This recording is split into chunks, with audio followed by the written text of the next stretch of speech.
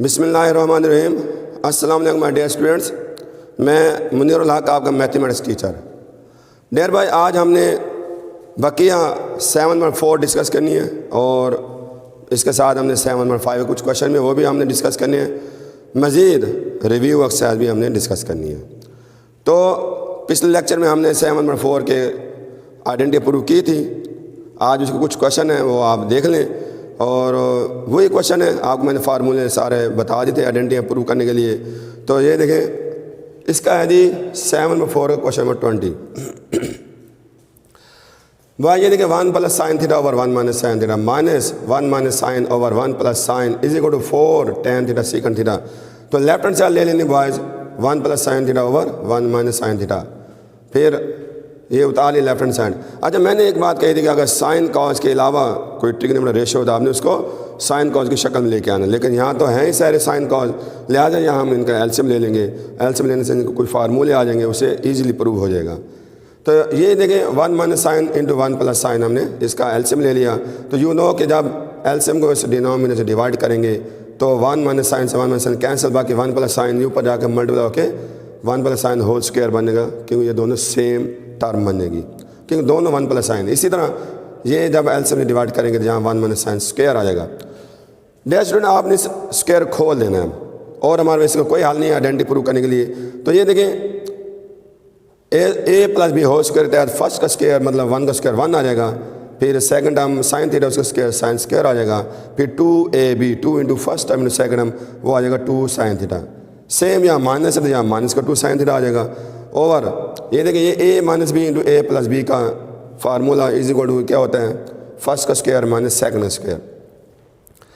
वाह जी, मैंने ब्रैकेट खोल दी, बाहर माइनस है, अंदर साइन बदल जाएगा। तो आप देख सकते हैं कि जब ये खोली साइन बदले तो यहाँ 1 से 1 कैंसिल हो जाएगा, साइन स्क्वायर से साइन स्क्वायर कैंसिल हो जाएगा।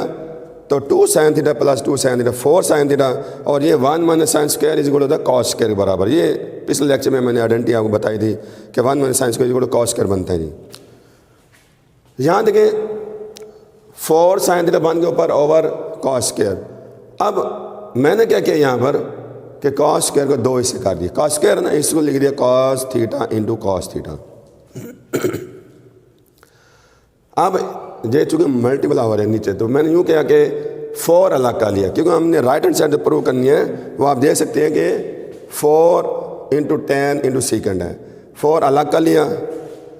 ये साइन थीटा ओवर एक कॉस थीटा अलग कर लिया, बाकी रह गए नीचे एक कॉस, उसको 1 और कॉस कर दिया, क्योंकि ये मल्टीपल हो रहे हैं। साइन और कॉस 10 के बराबर होता है, 1 और कॉस सेकेंड के बराबर होता है। तो ये आपका राइट हैंड साइड वेरीफाई हो गया। सिमिलरली इसका 24 है स्मार्ट सिलेबस के अंदर। अब हम यहाँ देख सकते हैं कि second theta plus 1 over second theta minus 1 का square root is equal to second theta plus 1 over tan theta. तो उस तरह बॉयज मैंने क्या किया, लेफ्ट हैंड साइड ले ली। अब करना यूँ है, अब जरा गौर करें, राइट हैंड साइड में हमें सेकंड थीटा प्लस 1 चाहिए, स्क्वायर रूट के अंदर भी सेकंड थीटा प्लस 1 ही है। अब ये second theta plus 1 as it जब स्क्वायर रूट से बाहर निकालना होगा तो ज़ाहिर इस पर स्क्वायर लाना होगा। तो इसको स्क्वायर लाने के लिए मैंने क्या किया, सेकंड थीटा प्लस 1 से ऊपर भी नीचे भी इसको मल्टीप्लाई कर दिया। ये बन जाएगा second theta plus second theta plus 1 whole का स्क्वायर।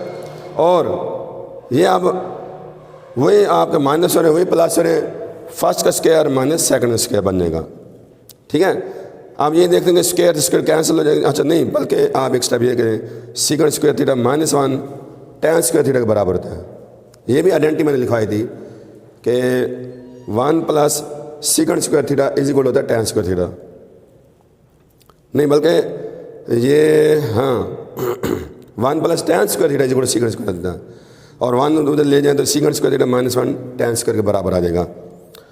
अच्छा, यहाँ पर स्क्वायर रूट खोलेंगे, स्क्वायर स्क्वायर कैंसिल हो जाएगा, यहाँ भी स्क्वायर स्क्वायर कैंसिल होगा, बाकी रहेगा second theta plus 1 over tan theta. ये आपकी आइडेंटिटी प्रूव होगी। ठीक हो गया, क्योंकि यहाँ पर तो फिर बता दूँ बॉयज, ये आपको आइडेंटिटी बताई थी मैंने कि 1 plus tan square theta is equal to second square theta की। ये 1 अगर उधर हम शिफ्ट कर देते वो बन जाएगा second square theta minus 1 is equal tan square बराबर। तो ये वही मैंने आइडेंटिटी लगाई है। अब आ जाते हैं हम 7.5 और 7.5 के अंदर सारे स्टोरी समझें, वर्ड्स प्रॉब्लम है। हमने क्या करना है, इसके अंदर क्वेश्चन को रीड करना है। क्वेश्चन रीड करने के बाद हमने उसकी एक फ़र्जी शक्ल बनानी है, यानी फ़र्जी शक्ल मुराद है कि एक्यूरेट बताने की ज़रूरत नहीं, तो सिर्फ हमने इसको बताने ये क्या चीज़ है। फिर हमने वहाँ देखना है कि कौन सी टिग्नो रेशो यहाँ लग रही है, आया वहाँ पर साइन लगता है, टैन लगता है, कॉर्ड लगता है, वो हम देखेंगे। इसका जो आपका क्वेश्चन 1 शामिल हुआ देखें, find the angle of elevation of the sun if a 6 feet man cast a 3.5 feet shadow. पहले मैंने शक्ल बनाई है। आप कहते हैं आदमी जब खड़ा होता है, सूरज का साया पड़ता है तो साया नीचे ज़मीन में बनता है। तो ये देखें, ये मैंने सूरज भी बना के दिखा देता था, ज़रा जल्दी समझ आ जाए। ये BC मैन को दिखाया 6 feet का और 3.5 आपका शैडो इसका, और हमने एंगल ऑफ एलिवेशन बताना है। अच्छा, अब यहाँ पर एंगल ऑफ एलिवेशन किसे कहते हैं?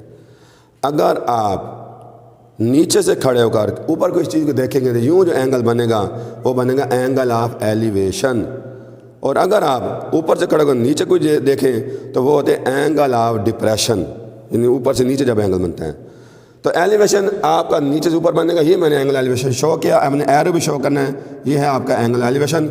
ये चूँकि फाइंड करने है, इसको मैंने थीटा लेट कर लिया, तो मैंने लिखा in the right angle triangle ABC let angle elevation, angle of elevation of the sun is theta. तो बॉयज़ अगर आप गौर करें, ये परपेंडिकुलर गिवन है, बेस गिवन है, और थीटा फाइंड करना है, तो ये परपेंडिकुलर बेस आपको बनती है tan रेशो। तो tan थीटा इक्वल क्या होगा? Perpendicular base. परपेंडिकुलर BC है, बेस AB है, इनको हमने डिवाइड करना है, तो 6 को 3.5 डिवाइड करेंगे 1.7143 बन जाएगा। फिर आपने थीटा लेना तो tan हो जाएगा, tan इनवर्स बन जाएगा, तो ये इसका tan इनवर्स लेंगे तो 59.74 डिग्री आपका एंगल एलिवेशन आ जाएगा। नेक्स्ट तीसरा क्वेश्चन शामिल है, इसको जरा गौर करें, बिल्कुल सेम ऐसे ही है। 20 feet long ladder, ladder mean सीढ़ी, एक 20 फुट की सीढ़ी है जी, is leading against the wall, जिसको दीवार से लगा के रखा हुआ है। ज़ाहिर है कि आप सीढ़ियाँ घर में रखते होंगे तो दीवार से लगी हुई है, और the bottom of the ladder is 5 feet from the base of the wall, यानी दीवार से सीढ़ी का जो बॉटम है वो 5 फुट दूर है जी। तो आपने क्या करना है, the actual angle of the ladder makes with the ground हमने फाइंड, सीढ़ी ग्राउंड से क्या एंगल बना रही है। ये देखिए मैंने यहाँ पर बॉयज़ सीढ़ी आपको बना के दिखाई है, सीढ़ी लगी हुई है, ये ज़मीन के दीवार और सीढ़ी का निचला हिस्सा जो है वो 5 फुट दूर है जी, और सीढ़ी खुद 20 feet है जी, और ये एंगल ऑफ थीटा बताना है। तो मैंने यहाँ लिखा था acute angle of the ladder is theta, हमने लेट कर लिया। अच्छा बात हमें यहाँ पर शक्ल के मुताबिक देखें, ये जो आपकी सीढ़ी है ये बनती है आपका हाइपोटेन्यूज, और ये बेस 5 feet है। इसका मतलब ये कि बेस ओवर हाइपोटेन्यूज कॉस यहाँ बनेगा जी, क्योंकि base over hypotenuse cos theta होता है। तो मैंने यहाँ कॉस थीटा लगाया, base over hypotenuse, base AB है, हाइपोटेन्यूज AC है, इनके वैल्यू पुट की 5 को 20 में डिवाइड 1/4, मुझे चाहिए थीटा, तो कॉस हो जाएगा, कॉस इनवर्स बनेगा 1/4 का 0.25। तो ये आपने जब आपने इसका कॉस इनवर्स लेना कैलकुलेटर से, 75.5 डिग्री एंगल आ जाएगा। मजीद बुक वाले इसको 75 डिग्री 30 मिनट्स कर दी तो बड़ा आसान है। 0.5 को आप 60 से मल्टीप्लाई करेंगे तो वो मिनट बन जाएंगे जी। नेक्स्ट क्वेश्चन नंबर 4 है जी, बिल्कुल सेम ऐसे, the base of rectangle is 25 feet and the height of the rectangle is 13 feet। Find the angle that the diagonal of the rectangle makes with the base.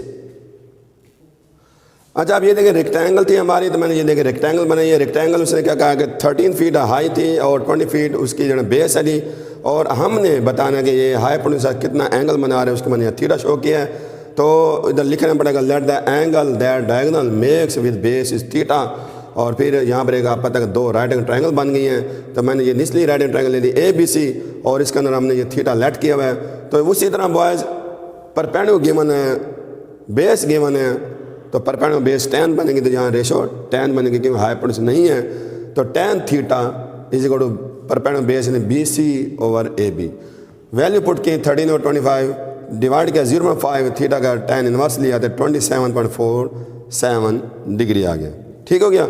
अब इसका है 8वां, a rod is inclined at an angle of 5.7 degree, यानी जैसे आप fly over पर जाते हैं दूसरा ये एक इंक्लाइंड एक रोड 5.7 डिग्री उसका एंगल गिवन है। Suppose that the we drive 2 mile up this road, यानी हम 2 मील ऊपर चढ़ते हैं उस रोड के ऊपर, फ्राम सी लेवल, और how high above sea level are we, हम सतह से मतलब कितनी ऊंचाई पर, हमने हाइट बतानी है।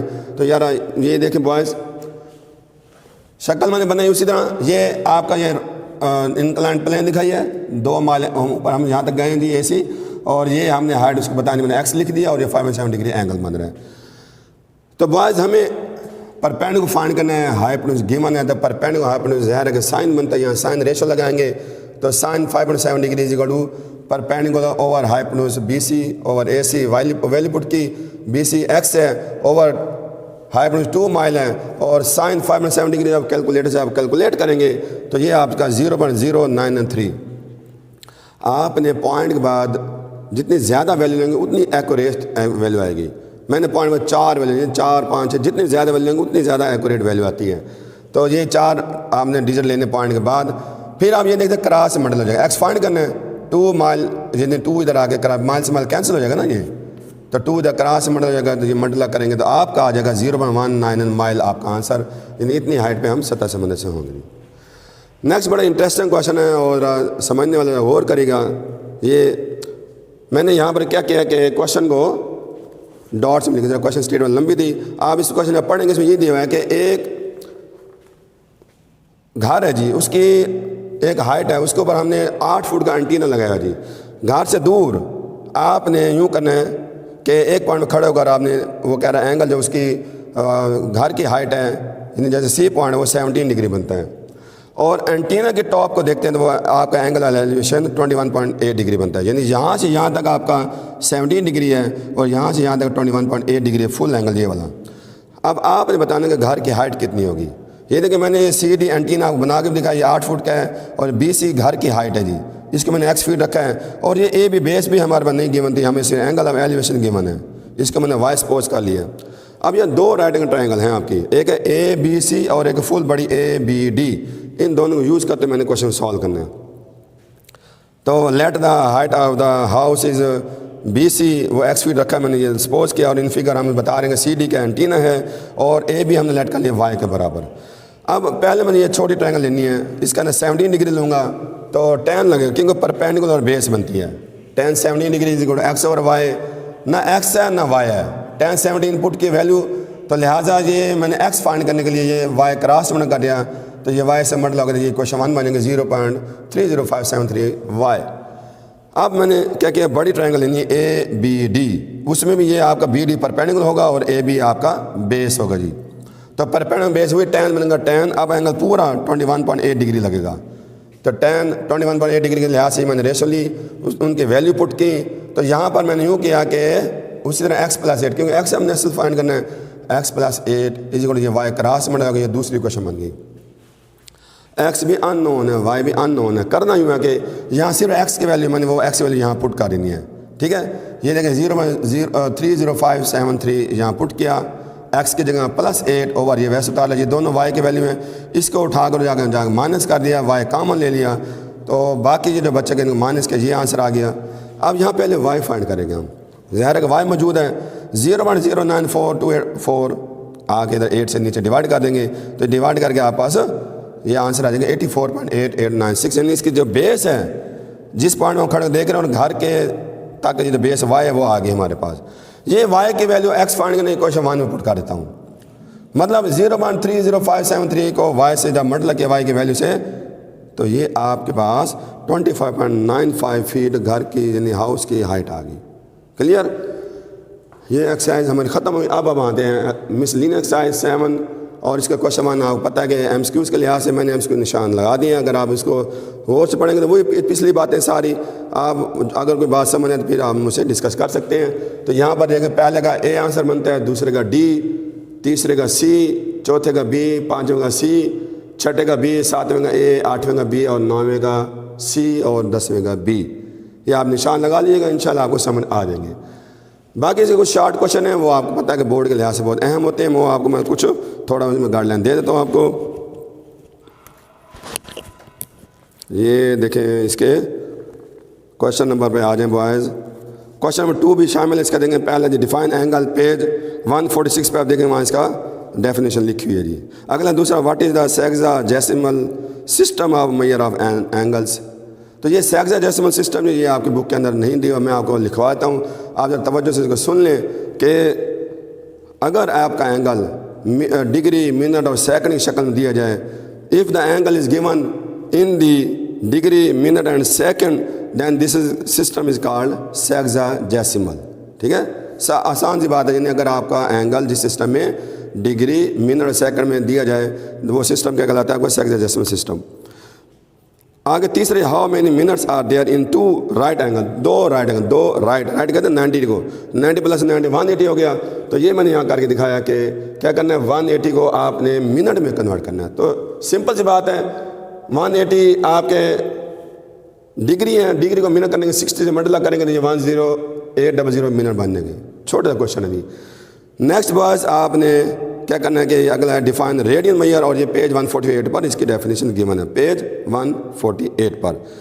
नेक्स्ट क्वेश्चन जो है आपने कन्वर्ट पांचों क्वेश्चन यहाँ मैंने करके दिखा, π/4 इंटू रेडियन।